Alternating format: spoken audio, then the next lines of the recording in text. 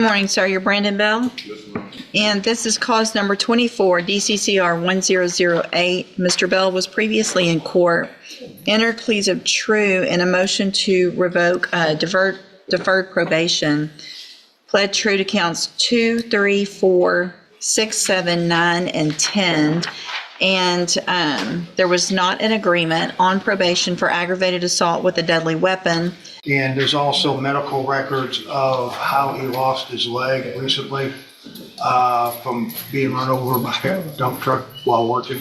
Okay. Probably in addition, Judge, if I may, to the fact that you were called the complainant in the underlying case for which he is on probation, it looked like a stretch to even put him on the probation with his history, but she was very adamant about wanting probation or even non-prosecuting, and she came and testified before you the last time the motion was set so that you could advise them both with respect to the no contact order, which I don't think either one of them were following, but I don't have proof of that, but I know that's been a concern, but I had some difficulty with that portion of the case. Okay.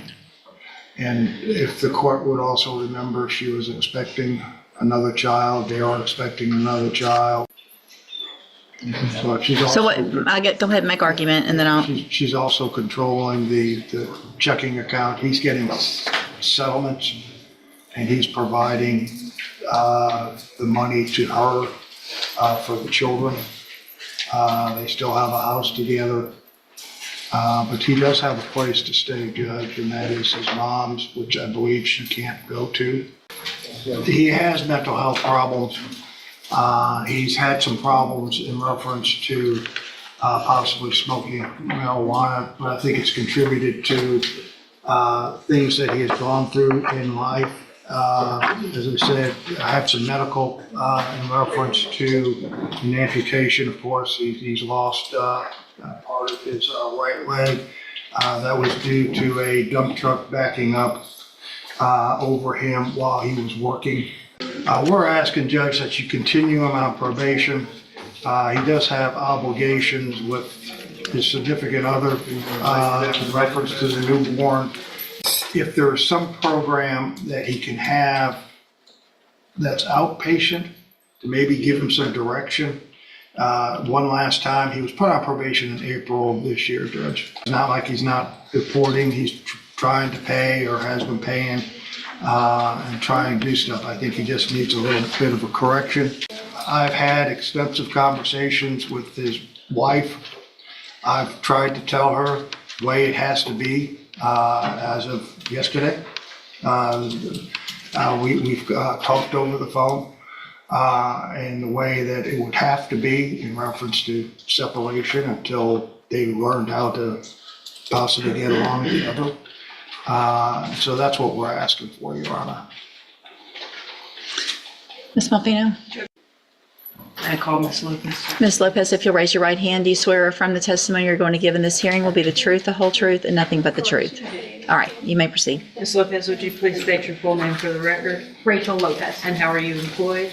I am the high medium risk officer at adult probation here in Jefferson County. In account number 1, it alleges that he failed to immediately report to you his or her contact information in violation of condition. Can you explain that to us? There were multiple instances throughout the time that he was reporting where I would attempt to call the number he had provided at a previous office visit and would not be able to reach him. So then I would have to then search through his associates to find someone else who would answer, who would then say, we'll let him know you called. And so it's standard in our court orders that they are supposed to keep their contact information updated due to the fact that most of the time I cannot give out certain information to other people due to confidentiality. Allegation number 8, did he admit to you the adulteration of his UA analysis on or about June 30th of 2025? Yes, when he submitted that urine analysis that date, it was clear in the cup, and I did make a note of that in my chrono. It should be noted that even if someone is extremely hydrated, their urine is not crystal clear. And so when I specifically asked him in the office visit that date, did you do something to make it be negative? He said yes. And so while the drug test reflects negative, he admitted in the office visit that he had taken something, drank something to adulterate urine. And in fact, you and I have had a lengthy conversation in the past about his use or suspected use of K2 synthetic marijuana, which lends to possible negative UAs when in fact he would be positive just due to the nature of that synthetic. Yes, Ms. Strother, our UA tech, has explained to me that K2 is a difficult drug to drug test for because much like the flu, there are multiple strands of K2 drugs out there, and our drug test can only specifically test for one type. And so if he had not used that specific type, it would test negative. And so the incident reports that I received through Beaumont PD indicated that the effects that they were seeing in their reports indicated synthetic marijuana use.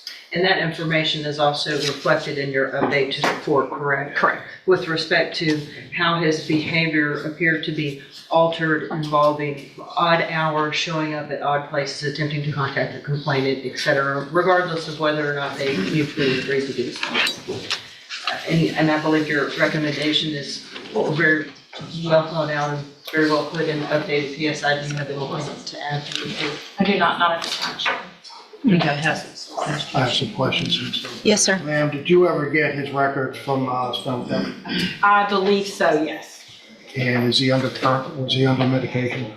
Not during the time of all of this taking place. I know that since he was out on bond, I believe he went to Spindletop as of August 11th, and that was when he began having his medication the way he was supposed to. In your report, you stated in the first or second paragraph that while the defendant does report as directed, he has made basic efforts towards paying his fees, correct? So he has been reported to you. Correct. And then you also started receiving phone calls from the victim. Did you have any dealings with the victim at all? Were you here the last court hearing? I was. She didn't act very rational either, did she? Not often, no. And do you realize that they are expecting another child? Yes. And how many other children do you remember? I believe 3 or they 4? currently have 3 children together. I believe this is the 4th. If I told you that there was a settlement to Scott Brown in reference to the motor vehicle accident that took his leg, you wouldn't disagree with that. He told me that at the jail when I did my PSI update. And he's getting monthly, settlement checks, or quarterly settlement checks, in which the wife does have access to his account. That I don't have any knowledge of. You did also receive telephone calls from his mom, correct? Correct. And basically, she said that he's talking out of his head. He has mental health issues, right? She did at one time, yes. She didn't know. Well, has to be between April and now, right? Yes. Because it was put on. Specifically whenever he was out on bond. Okay. He did appear to be kind of delusional state, correct? Yes. Unable to remember reference to taking medications or injecting. So he was on some type of medication, correct? Correct. Nothing further. Anything else, Ms. Buffino?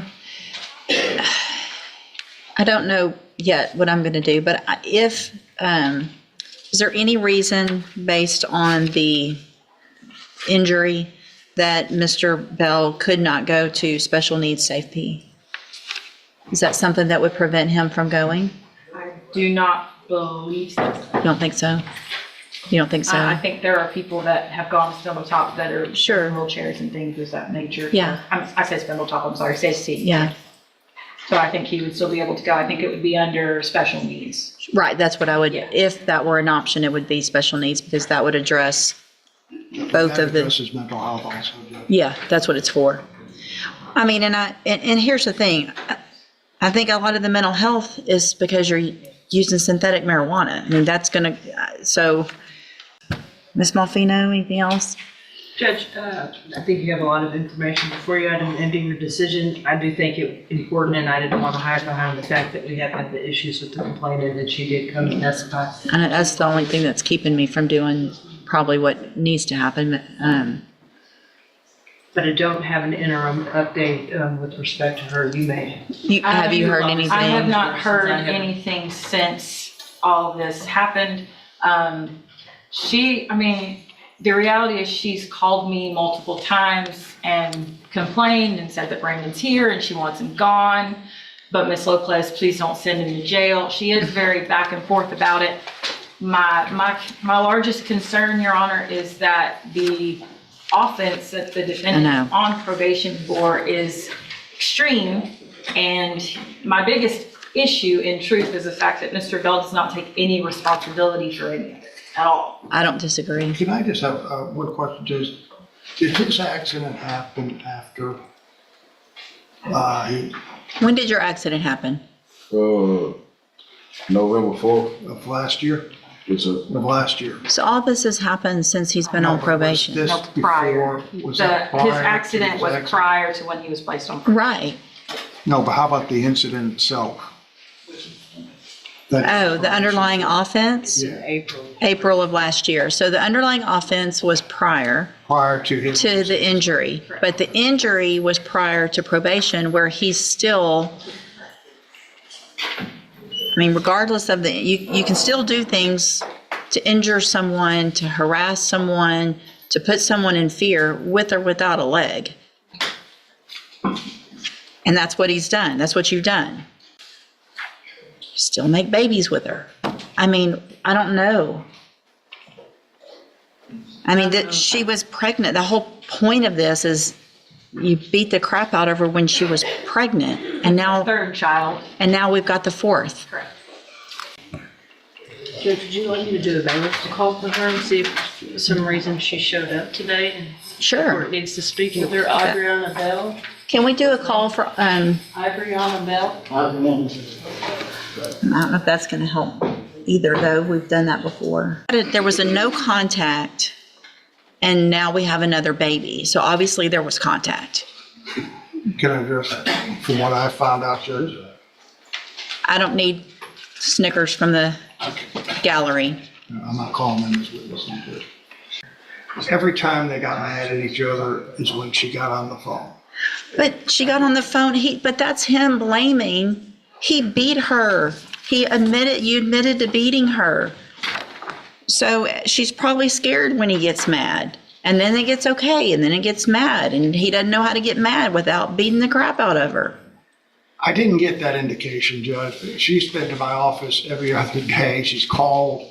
I mean, it's really, I'm not in disagreement that Ms. Bell is also the problem, but my biggest concern here is their children. separation.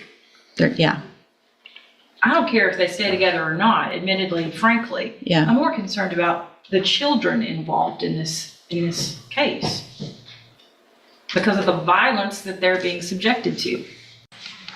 Whether or not the two of these adults can reconcile is between them, but there are children involved that I am extremely concerned about.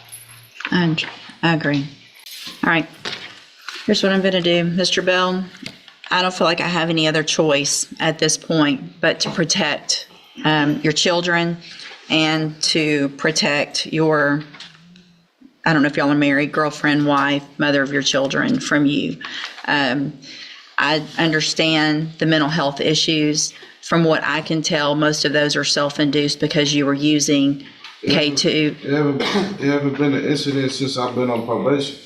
That's not true. I haven't had no abuse case since I've been on probation. Okay, so you haven't abused her, but you weren't even supposed to be around her. I gave you don't talk over me, because y'all I told you when I put you on probation that she cannot give you permission to violate my order. Yes, ma'am. She can't say, it's okay, come on over. She came to my house. I was staying in the house. She wasn't staying there. Lock the door, kick her out. You're the one that's going to go to prison. She said that she called the laws to kick me out, and you said it still was a issue. She called the laws to kick me out. My mama came and got me, and I've been staying with my mama. I ain't been around her. She been calling the laws on me every time she come to my house. I paid $100,000 cash. Why are you still having sex with her and having babies? That's early on. Early on when? We've only been doing this for 6 months. You've had 6 months, and all this has happened in 6 months on probation. It happened 3 months because she finna have a baby next week.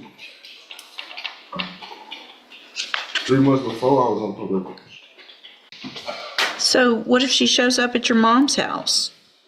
She not gonna show up over there. She know her and my mama don't get along. Probably for good reason. I would represent to the court that there is a problem there, Judge, because even when we talked about possibly with him seeing the kids without her at mom's, and that wasn't a possibility. It's something between her and the mom, his mom. And I know his mom, his brother has gotten in trouble. She has a very stable job at a bank. She's very straight-laced. His brother was the one in the West End that was burglarizing cars, and the owner stopped him and shot him about 8 times on the road and left him there. But she's very straight-laced, and she just couldn't get off of work this morning because of the bank. So, But he needs something judged. I mean, well, but we tried to give it to him. well, I'm talking about. I have money now to pay for my battery class too. I have money to pay for my battery class and pay off my probation. I'm not as worried about you paying off things as I am you having continued contact with her. I'm not gonna be in contact with her anymore. Is there a way, Judge, to put him on a GPS and reset this for 60 days? No, I'm going to make my decision today because I'm absolutely, if I leave him on probation, he's going to safety, period. So we're not going to get out and see how we do and take that chance without having some kind of treatment up front. I don't know. Y'all hold on a second. Just don't take them far. Mr. Burbank, you're asking that I continue Mr. Bell on probation. Ms. Treatment, Judge. With treatment. I know Ms. Lopez has made her position very clear. Ms. Malfino, what is the state's position? Judge, I certainly have ultimate respect for Ms. Lopez's position. She knows the defendant and what she's been dealing with a lot better, probably has a slightly different perspective on the kid other than what I do, so I certainly defer to her opinion. I also at the same time agree that probably the SAFE-P special needs to address that synthetic marijuana issue may be relevant. Has he had that opportunity in the past with some other charges? Yes, very well so. So what, Revocation may be appropriate, Judge, based on the underlying offense itself. If it is not, of course, we would be of the opinion that if he goes to that and violates zero tolerance in any way, shape, or form, we ask for that. okay, I'm just reminding myself also, so what I did not do previously was go through and take a look at that old pre-sentence report, which has the criminal history, which includes Several sentences in prison. already been to prison, given an opportunity on probation in 2020, which is not long ago, 5 years ago, revoked and sent to prison for 2 theft cases. One was a TDC case, given 3 years. And so pretty much gets off parole barely and commits this offense, gets the opportunity at probation, and we're where we are now. And he does have an extensive juvenile history, you will see, and misdemeanor as well. And again, that's why I Yes. wanted to let the court know that. An underlying probation offer was made with the issues with Miss Adriana Bell that the court is obviously aware of by this point. Okay. I am looking back at history, juvenile history, going back to 2013. Assaults, violation of court orders that look like it should have ended up in Texas Youth Commission. For some reason, they kept putting you on probation all the way until 2018, when you apparently become an adult. Then you start getting felonies and misdemeanors, get probations on all of those. Those are revoked. You beat the mother of your child while she's pregnant. You get a 5-year deferred probation, and you don't take advantage of that probation. I feel like at this time, what Ms. Lopez said is absolutely correct. You are a danger to your children. You're a danger to the menace to our county, and have been since 2013. Just one thing. Do you know when his mental health was discovered?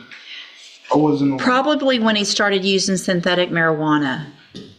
So at this time, I'm going to find that you entered your plea of true. So you were previously in court, entered pleas of true to counts 2, 3, 4, 6, 7, 9, and 10. And then today, I am going to make a finding of true to counts 1 and 8 based on the testimony of Ms. Lopez. I'm going to find sufficient evidence to find you guilty, and at this time, find you guilty of aggravated assault with a deadly weapon. I'm going to sentence you to a term of 12 years in the institutional division of the Texas Department of Corrections. There will be an affirmative finding of a deadly weapon. You will receive credit on that sentence for any time that you've been in custody that the law gives you the right to receive. And I'm going to hand you, and y'all need to sign this trial court certification that shows this was not an agreement. There are some rights to appeal. You can talk to Mr. Burbank about that. I'm also going to hand you a written admonishment regarding your ineligibility to possess a firearm or ammunition. Because of the judgment entered against you, you're ineligible under Texas law to possess a firearm or ammunition. Possession of a firearm or ammunition could lead to charges against you. Firearm is a legal term, and you should read the written admonishment I provide you. Hang on. You should read the written admonishment I provide you to see what devices qualify as a firearm. If you have questions about the laws that make you ineligible to possess a firearm or ammunition, or about how long that lasts, you can talk with Mr. Burbank. You need to sign that, and then I'll get you a copy of it, and then you can go back with the bailiff. You think that's fair? I do think that's fair, and hang on to, Yeah, huh? Mr. Bell, I can go up to 20 years today. Send it over. So I can appeal it. Talk to Mr. Burbank about that. Yeah. Okay. Is it? I did keep on. Yes, sir, thank you. Oh, I didn't look at that criminal history.